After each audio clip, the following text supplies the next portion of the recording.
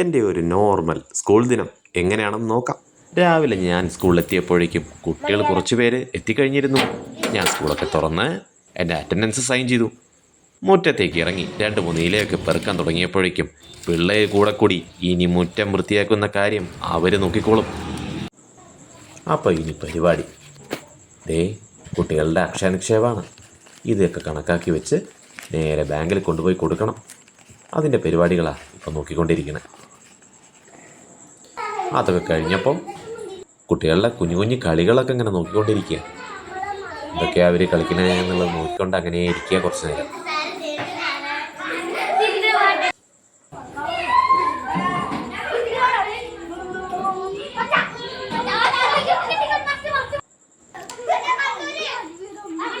അപ്പം ഇനി അടുത്ത പരിപാടിയിലേക്ക് ഇതാ പച്ചക്കറി കടയ്ക്ക് പോയിക്കൊണ്ടിരിക്കുക. സ്കൂളിലേക്ക് വേണ്ട പച്ചക്കറിയൊക്കെ വാങ്ങി വരണം. കുമ്പളങ്ങയൊക്കെ നോക്കി വാങ്ങിയിട്ടില്ല, പണി കിട്ടണ വഴി അറിയില്ല. അപ്പം ബാക്കി കുറച്ച് പച്ചക്കറി ഉണ്ട്. അതിനിപ്പോൾ വേറെ കടയിൽ പോയിട്ട് വേണം വാങ്ങാൻ.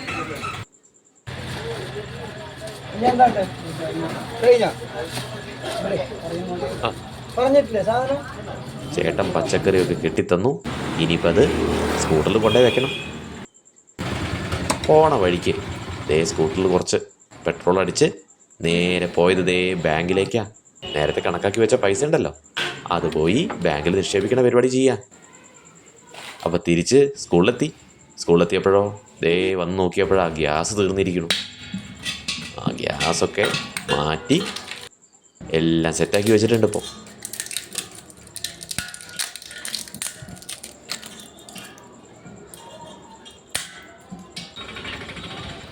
ഗേറ്റ് അടച്ചു വന്ന് ഇനിയിപ്പോൾ ക്ലാസ്സിൽ പോകണം. ക്ലാസ്സിലെത്തി. ആയിക്കോട്ടെ, ഗുഡ് മോർണിംഗ്. എല്ലാവരും വന്നിട്ടുണ്ടോ? അത് ശരി ശരി ശരി ശരി ഓക്കെ ഓക്കെ. അപ്പോൾ ഇനി കുട്ടികളുടെ അറ്റൻഡൻസൊക്കെ രേഖപ്പെടുത്തണം. കുട്ടികളുടെ അറ്റൻഡൻസൊക്കെ രേഖപ്പെടുത്തി ഇനി ക്ലാസ്സിൽ പോയിട്ടുള്ള പരിപാടികളാണ്.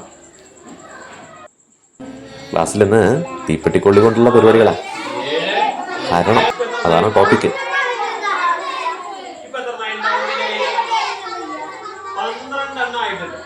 ഞാനൊരു കാര്യം ചെയ്യാണ്.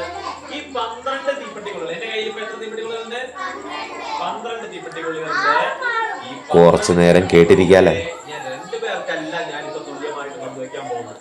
ജോഹനെ, ഞാനിപ്പോ പങ്കുവെക്കാൻ പോകുന്നത് 3 പേർക്കായിട്ട്. അപ്പൊ 3 പേർക്ക് പങ്കുവെക്കുമ്പോ ഒരാൾക്ക് കൂടാൻ പാടും, ഒരാൾക്ക് കുറയാൻ പാടും.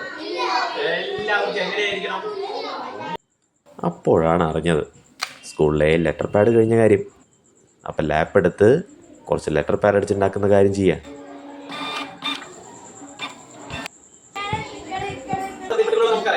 അപ്പോൾ നേരത്തെ നിർത്തിയിടന്ന് വീണ്ടും തുടങ്ങാം.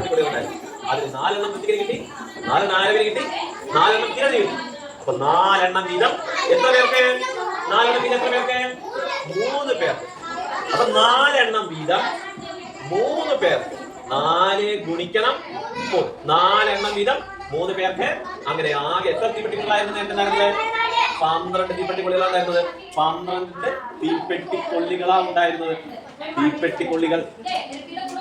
അങ്ങനെ വന്നപ്പോഴോ നമുക്ക് അതിനെ തിരിച്ചൊന്ന് പറഞ്ഞാൽ ഇനി നമുക്ക് തിരിച്ചു പറഞ്ഞു. അല്ല, ഏത് കാര്യവും അങ്ങോട്ട് പറയണ പോലെ നമ്മൾ എന്ത് ചെയ്യണം?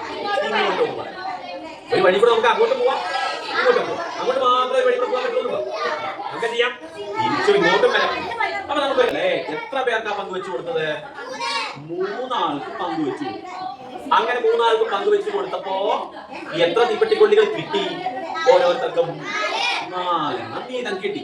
അപ്പൊ ഇനി ഇവിടെ കുടിക്കണം എന്നുള്ള ചിന്ത പറ്റും. പകരം പങ്കുവെക്കുക എന്നുള്ളൊരു വേറെ ചിന്ത നമ്മളിടണം. അപ്പോൾ അങ്ങനെയൊക്കെയാണ് കാര്യങ്ങൾ. നമ്മൾ വേറൊരു ചിഹ്ന നമ്മളിടുന്നത്. തുല്യമായിട്ട് പങ്കുവെക്കാൻ ഈ ചിഹ്നം ആരണത്തിന്റെ ചിഹ്നമാണത്. അപ്പോൾ കുട്ടികൾക്ക് കൊടുക്കാനുള്ള പാലൊക്കെ റെഡി ആയിട്ടുണ്ട്. ഒന്നും ചെയ്യണ്ട കേട്ടോ. ഇനി കുട്ടികൾക്ക് പാലൊക്കെ കൊടുത്തിട്ട് മതി ബാക്കി കാര്യങ്ങൾ. അങ്ങോട്ട് പോയിക്കോട്ടാ.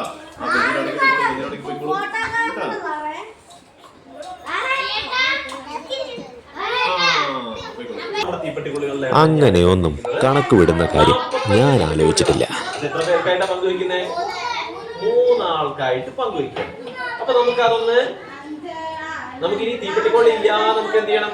നമുക്ക് ക്രിയാരൂപത്തില് ഹരണക്രിയ ചെയ്ത് നമുക്കന്ന് പങ്കുവെച്ച് കഴിഞ്ഞാൽ അത് ഓരോരുത്തർക്കും ഈ 3 പേർക്കും എത്ര വീതം തീപ്പെട്ടിക്കൊള്ളികൾ കിട്ടും എന്നുള്ളത് നമുക്ക് എന്ത് ചെയ്യാം? കണ്ടെത്താം. ചോറടി. ഇനി ടീച്ചേഴ്സ് എല്ലാവരും ചേർന്ന് കുട്ടികൾക്ക് ഭക്ഷണം കൊടുക്കുന്ന കാര്യമാണ്. അപ്പോൾ കുട്ടികൾ കഴിക്കട്ടെ, ഞാൻ പോയിട്ട് ഇന്നത്തെ നോൺ ഫീഡിങ് സ്ട്രെങ്ത് ഞാൻ സൈറ്റിൽ അപ്ഡേറ്റ് ചെയ്യുകയാണ്. പിന്നെ കുറച്ച് നേരം സ്റ്റഡി ടൂറിൻ്റെ കുറച്ച് ഡോക്യുമെൻറ്റേഷനും കാര്യങ്ങളൊക്കെ ചെയ്തുകൊണ്ടിരിക്കുക. അപ്പോഴേക്കും കുട്ടികളൊക്കെ ഭക്ഷണം കഴിച്ച് ഒരു ഭാഗത്ത് ഇരിക്കുന്നുണ്ട്. ഞാനും ഭക്ഷണം കഴിക്കാനുള്ള തയ്യാറെടുപ്പിലാണ്. ചോറും ചീരക്കറിയൊക്കെയാണ്. അപ്പോൾ പിന്നെ പോളിംഗ് തുടങ്ങട്ടെ. പിള്ളേരിപ്പോഴും പഴയ സ്ഥലത്ത് തന്നെ ഇരിക്കുന്നുണ്ട്. അപ്പോൾ ഉച്ചയ്ക്ക് ശേഷം വീണ്ടും ക്ലാസ് ചേർന്നു. റിപ്പബ്ലിക് ദിനം ആഘോഷിച്ചത്, ഇന്ത്യയുടെ ആദ്യ റിപ്പബ്ലിക് ദിനം ആഘോഷിച്ചത് എന്നാണ്. ഉത്തരം പറയണം, ഉത്തരം എഴുതി വെക്കണം കേട്ടോ. എന്നാ ഞാൻ പറയട്ടെ, 1950 ജനുവരി 26 കേട്ടാ.